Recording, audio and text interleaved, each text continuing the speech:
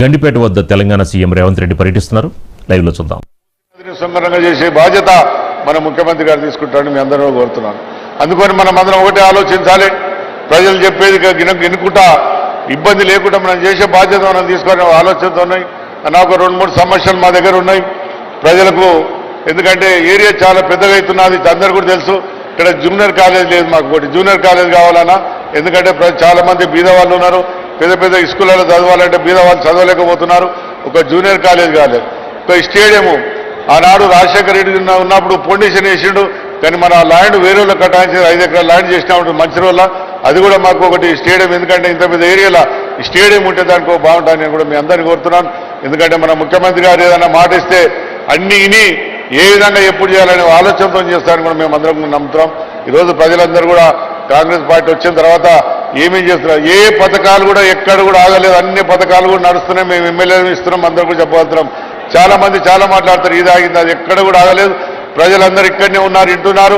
ఏ పథకాలు కూడా ఆగకుండా అన్ని పథకాలు కూడా నడుస్తున్నారని కూడా చెప్తున్నాం. అందుకని మణికొండ నార్సింగ్ చాలా ఆబాది పెరిగిపోయిందన్న మాకు. ఆయన గ్రామ పంచాయతీ ఉన్నప్పుడు 20 ఫీట్ల రోడ్లు 30 ఫీట్ల రోడ్లు చేసినారు. ఇలా మణికొండకు పోవాలంటే గంట సేపు వెళ్తే లోపలికి వెళ్తే గంట సేపు బయటకు వెళ్ళే పరిస్థితి.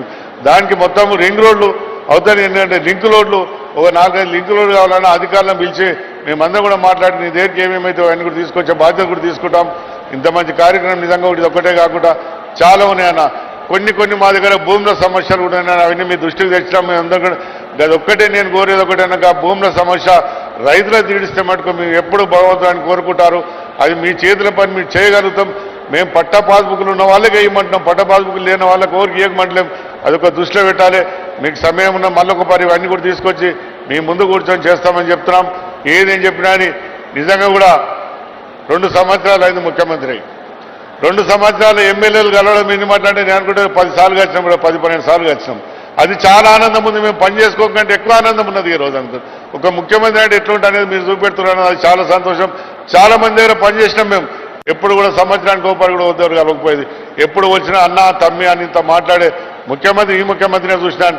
అందుకని మీరైతే కోరుతున్నారో ఆ కోరినడు అన్నట్టుగా మేమందరిని అడిగినా అన్నట్టుగా మేము మీకు కష్టపెట్టేది అడగమన్నా ఏమున్నా ప్రజలకు ఏదైతే కోరుతారో ప్రజలకే కోరేది అడిగి మీతో చేపించుకునే బాధ్యత మేము తీసుకుంటామని చెప్పి కొన్ని సమస్యలు ఈ భూమి సమస్యలను కూడా తీర్చే బాధ్యత అన్న. మాకు 2 చెరువులు ఇచ్చారు.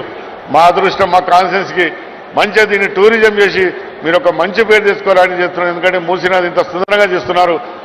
దీన్ని తెలిసి అందరూ కూడా టూరిజం చేయాలని నేను కోరుతూ ఇంత మంచి కార్యక్రమంలో మంచి నాకు అవకాశం ఇచ్చి అందరికీ కూడా ఉదయపూర్ నమస్కారం చెప్తూనే ముగిస్తాను. థ్యాంక్ యూ అందరు. ఆనరబుల్ టి ప్రకాష్ గౌడ్ గారు, స్థానిక ఎమ్మెల్యే, సభాధ్యక్షుల సందేశానికి ధన్యవాదాలతో జిల్లా ఇన్ఛార్జి మంత్రివర్యులు పెద్దలు డి శ్రీధర్ బాబు గారి శుభాకాంక్ష.